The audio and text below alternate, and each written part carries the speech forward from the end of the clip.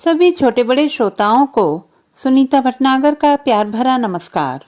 Audio stories के हमारे channel कहानी जगत में आप सभी का स्वागत है। हिंदी कहानियों की श्रृंखला में आइए आज सुनते हैं सुधाकर राजेंद्र जी द्वारा रचित कहानी कुंवारी विधवा। परीक्षा का समय आते ही शरद जाने की तैयारियां करने लगा। 4 महीने के लिए वह जा रहा था। बावली का मन टूटने सा होने लगा। उदास स्वर में उसने पूछा, कब तक लौटेंगे? परीक्षा खत्म होते ही। लेकिन अभी तो काफी देर है, कहकर बावली खामोश हो गई। पलकें पसीज उठी। शरद ने उसकी आंखें पोंछते हुए कहा था, तेरी यह गमगीन सूरत अच्छी नहीं लगती। बावली तब भी मौन थी। कहो तो जाऊं ही नहीं, भाड़ में जाए परीक्षा। और इस बार बावली की डबडबाई आंखें मुस्कुराने लगी। शरद ने उसकी हथेलियों को अपनी आंखों पर रख लिया, फिर हौले से दबाकर सीढ़ियों से उतर गया।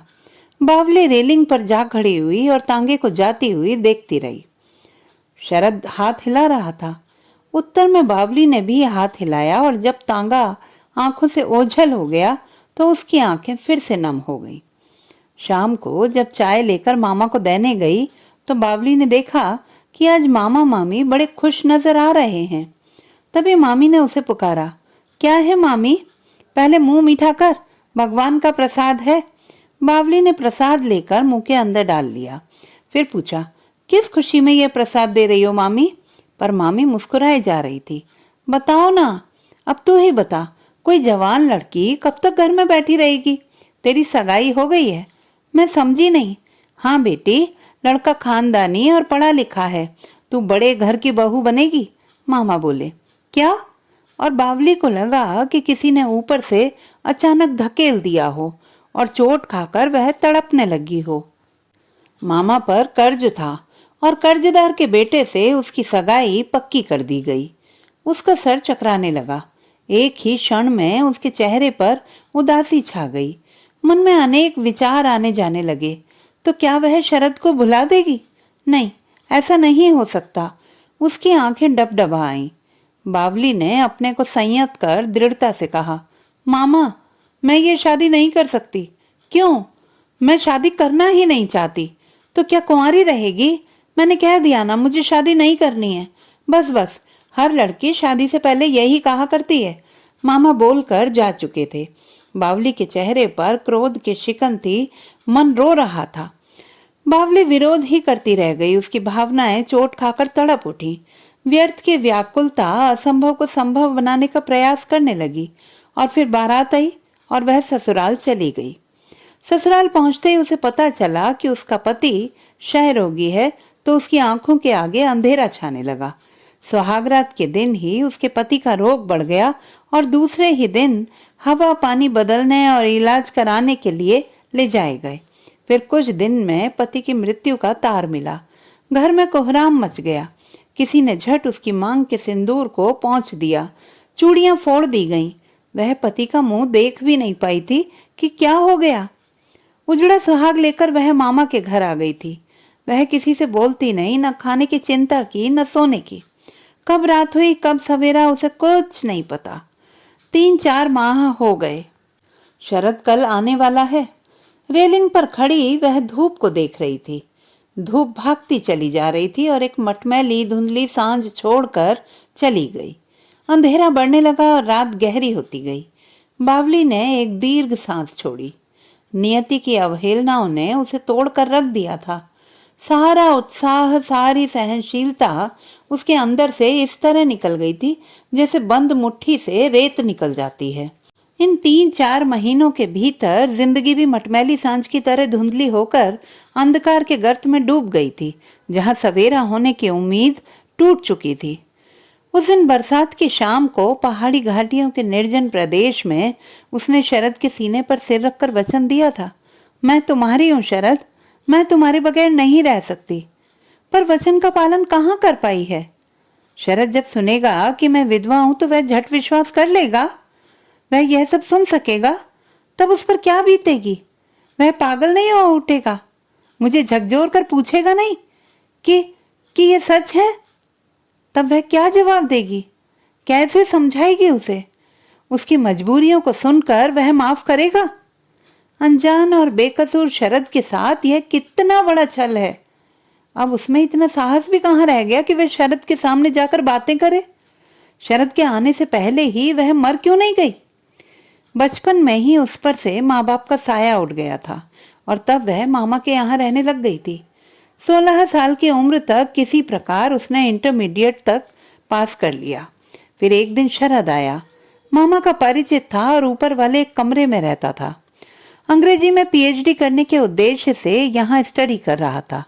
उसमें कुछ ऐसा आकर्षण था कि इतनी हिल मिल गई जैसे बहुत पहले से परिचित हो। शरद के व्यक्तित्व से वह बड़ी प्रभावित थी और बातचीत का उसका ढंग कुछ ऐसा होता कि सुनते रहने का जी करता था। मामा ने शरद का परिचय कराया था और मामा के चले जाने के बाद भी वह हंसता सा उसे देखता रहा था।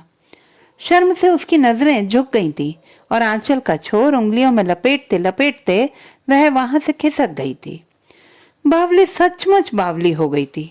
बावले नयन किसी को ढूंढते रहते, कल्पनाओं में डूब जाती, पलकें ढकने लग जाती और आप ही आप मुस्कुरा उठती। एक बार वह शरद की चिट्ठी लेकर देने गई थी उसे। उस समय शरद सीने पर किताब रखे सोया हुआ था। बावली एक क्षण ठिठकी, फिर शरद की उंगलियों को झटके से हिला दिया, पर वह नहीं जाग सका। बावली ने दोबारा उसकी उंगलियों को पकड़कर ज्यों ही हिलाया, शरद ने आंखें खोल दी और उसकी तर्जनी के पोर को पकड़े रहा। वह शरद पर झुकी रही। आंचल कंधे से हटकर नीचे खिसक गया। उसने अपनी आंखें बंद कर ली।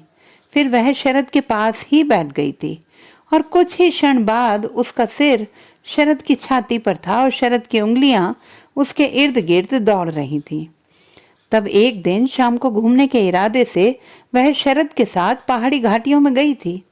उस समय कहाँ मालूम था कि आज का यह दिन फिर कभी नहीं आएगा। आज का दिन खुशियों का आखिरी दिन है। अनेक कल्पनाएं की थी उस दिन, पर सब बालू की भित्ति की तरह ढहती चली गईं। अतीत की स्मृतियां शूल की तरह चुभती रहती थी। वह फफक पड़ी और आंखें पहुंचते पहुंचते रेलिंग पर जा खड़ी हुई। बरसात की तरह आज भी सुबह से पानी पड़ रहा था। शाम को आसमान साफ हुआ था। हवा में अब भी ठंडक थी। वृक्षों के पत्ते हवा में हिलते और पत्तों पर जमा पानी झरझर कर नीचे गिरता रहता। बिजली के तारों पर थमी वर्षा की बूंदें हल्की हल्की धूप में मोती सी चमक रही थी। जहां तहां तारों पर बैठे पक्षी अपने पंखों पर से पानी झाड़ रहे थे।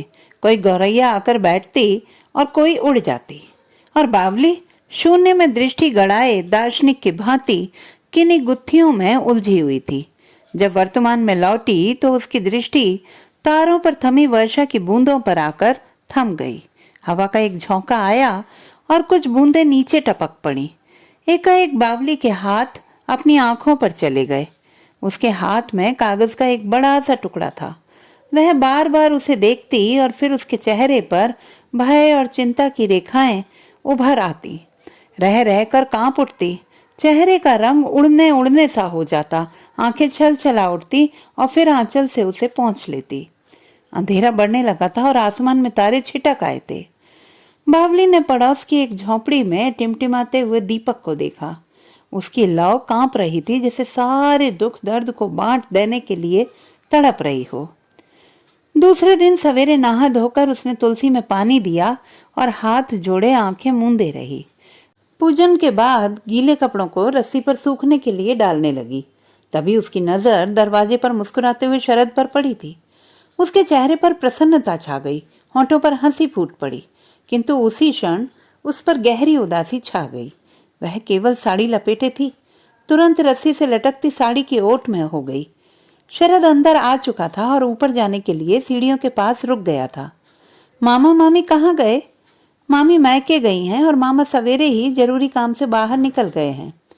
3-4 सीढ़ी चढ़ने के बाद शरद रुक गया और बावली से बोला, मैंने आज सुबह से एक भी चाय नहीं ली। अगर तुम... बावली सुनकर चुप रही। शरद ऊपर चला गया और जब बावली चाय लेकर शरद के पास गई तो बाहर देखने लगी। चाय पीता हुआ शरद एक टक बावली को देख रहा था। सफेद वस्त्रों में वह धुली धुली सी लगती थी। लंबे बाल नितंब तक लटक रहे थे। उसने एक अंगड़ाई लेकर सिगरेट केस से सिगरेट निकाली और सुलगा कर पीने लगा।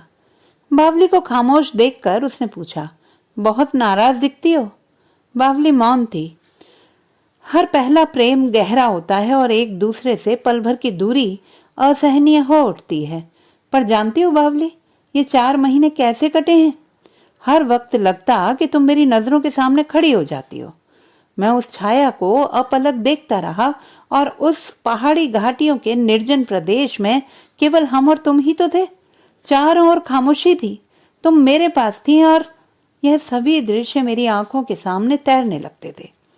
सिगरेट का आखिरी कश लेकर उसने शेष जली सिगरेट को एस्ट्रे में डाल दिया, फिर पीठ के पीछे तकिया रखकर बैठ गया। आंखें बंद कर ली। उसके चेहरे पर गंभीरता छाई हुई थी। कुछ क्षणों के बाद बोला, एग्जामिनेशन खत्म होते ही मुझे माँ ने कहा, तेरे लिए एक सुंदर लड़की देखी है, तेरी जल्दी शादी कर दूं ताकि बहू का मुंह देख सकूं। मेरे पिताजी ने सब बात पक्की कर ली है। शब्द कहते कहते रुक गया। बावली थोड़ी सी हिली, जैसे दीपक की लौ कांप गई हो। शरद ने फिर बताया, पर बावली, मैंने शादी के प्रस्ताव को ठुकरा दिया। घर में लोग बेहद नाराज हो उठे।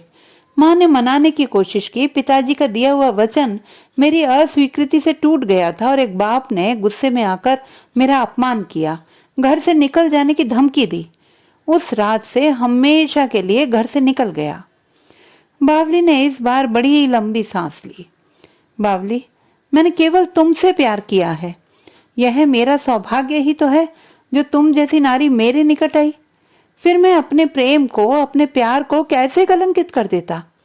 हम दोनों ने एक दूसरे को समझा है और प्यार किया है। फिर मैं इतना हृदयहीन तो नहीं कि तुम्हारे साथ छल करूं, तुम्हें धोखा दूं? आरंभ से अभाव और अपेक्षा की गोद में पले रहने से मेरा हृदय इतना संवेदनशील हो गया है कि थोड़ी आत्मीयता मिलते ही मैं उसे प्राप्त कर लेने के लिए उतावला हो उठता हूं। तुमसे जो स्नेह मिला है उसे कैसे भुला देता? फिर सामने शादी के प्रस्ताव को ठुकराने के सिवा रह ही क्या गया था? शरद बिस्तरे से उतरकर बावली के पीछे आकर खड़ा हो गया। नितंब तक लटक रहे कुछ बालों को अपने हाथ में लेकर बोला, सच बावली, मैं तेरे बगैर नहीं रह सकता। और भावावेश में उसने बावली को घुमाकर अपने अंक में भर लिया, किंतु वह चौंक पड़ा। बावली की आंखें आंसुओं से तर थीं। तुम रो रही हो? मैं अब कहीं नहीं जाऊंगा बावली, तुम मेरी हो। तुम्हें मुझसे कोई अलग नहीं कर सकता। शरद ने उसे और जोर से अपने में चिपका लिया, पर बावली अपने को छुड़ाकर अलग हो गई। आंसुओं के बीच उसकी वाणी फूटी, मुझसे अलग रहो शरद, अब मैं तुम्हारे योग्य नहीं रही। मैं विधवा हूं। तुम्हें आज क्या हो गया है? मैंने तुम्हारे साथ छल किया है, तुम्हें धोखा दिया है, इतना बड़ा अपराध जो माफ नहीं किया जा सकता। मुझे भूल जाओ शरद, और किसी से, तुम किसी और से शादी कर लो। बावली जोर से फपक पड़ी। शरद चकित था। वह बावली की ओर बढ़ा, पर बावली पीछे हट गई। नहीं नहीं शरद, एक विधवा के अंदर सोई हुई भावनाओं को मत उभारो, यह पाप है शरद। बावली, ये कैसा मजाक है? शरद को थोड़ा आश्चर्य हुआ। मुझे देखो शरद, क्या अब भी मैं तुम्हारी वही बावली दिखती हूँ? मेरे वस्त्र, ये सूने हाथ, ये क्या कोई युवती इस तरह रह सकती है? और बावली ने फिर सब कुछ बता दिया। बावली! शरद बड़े जोर से चीखा। वह कांपने लगा, कदम लड़खड़ाने लगे, आंखों में अंधेरा छाने लगा, आंखों से सोते फूट पड़े। बोलना चाहकर भी वह बोल नहीं पाया। फिर वह बिस्तर पर ही गिर गया। बावली सिसकती रही, आंखों में आंसुओं की बाढ़ आ गई और इस बाढ़ में सब कुछ बहा चला जा रहा था। दरवाजे पर सिर रखे रोती रोती बोली, माफ कर दो शरद, तुम्हारे जाते ही मैं लुट गई। मैं विवश थी शरद, मैं सच। बावली ने घूम कर देखा। शरद की 10 उंगलियां उसके चेहरे पर कांप रही थी। एक ही क्षण में क्या से क्या हो गया था। वह सिसकती हुई शरद को देखती रह गई। इस बार शरद बावली को एक टक देखने लगा। उसके चेहरे पर उदासी और पीड़ा की घनीभूत छाया थी। बावली से नहीं देखा गया। उसने अपनी हथेली में मुंह को छिपा लिया और तेजी से कमरे के बाहर हो गई। कुछ दिन बीत गए, पर दोनों में से कोई एक दूसरे से नहीं बोला। दोनों की नजरें टकरा जाती, पर आप ही झुक जाती। शरद का मर्माहत दिल फट पड़ता। बावली की आंखें शरद को देखते ही उमड़ पड़ती और दूसरी तरफ आंखें पोंछ लेती। हर वक्त खामोशी छाई रहती और एक रात भयानक आंधी आई। मूसलाधार वर्षा होने लगी, बादल कड़क उठे, बिजली चमक उठी। तब बादल इतने जोर से गरजते मानो प्रलय होने वाला है। बावली पड़ी पड़ी स्मृतियों में खोई हुई थी। तभी शरद के कमरे के दरवाजा खुलने की आवाज आई। उसे लगा यह भ्रम होगा, किंतु मन नहीं माना। कुछ ही देर बाद जब वह उठी और शरद के कमरे में जाकर देखा तो कमरा खाली था, दरवाजा खुला पड़ा था। वह तेजी से नीचे भागी, घर का दरवाजा भी खुला था। बावली का दिल धक से रह गया। बावली इस आंधी तूफान में दौड़ने लगी और कुछ दूर जाने के बाद अचानक बिजली की चमक में उसने शरद को देखा। रुक जाओ शरद, वह चिल्लाई। एक क्षण के लिए छाया के पांव ठिठक गए, फिर आगे बढ़ते चले गए। बावली दौड़ती रही छाया के पीछे, पर छाया बढ़ती जा रही थी। बावली गिर पड़ी। वह चीख उठी, रुक जाओ शरद, रुक जाओ शरद। पर प्रत्युत्तर आया, बावली तुम कुंवारी नहीं, विधवा हो, विधवा। तो दोस्तों, ये थी हमारी आज की कहानी। आपको कैसी लगी कमेंट बॉक्स में लिखना ना भूलें। चैनल को सब्सक्राइब करें, लाइक करें और मित्रों के साथ शेयर करें।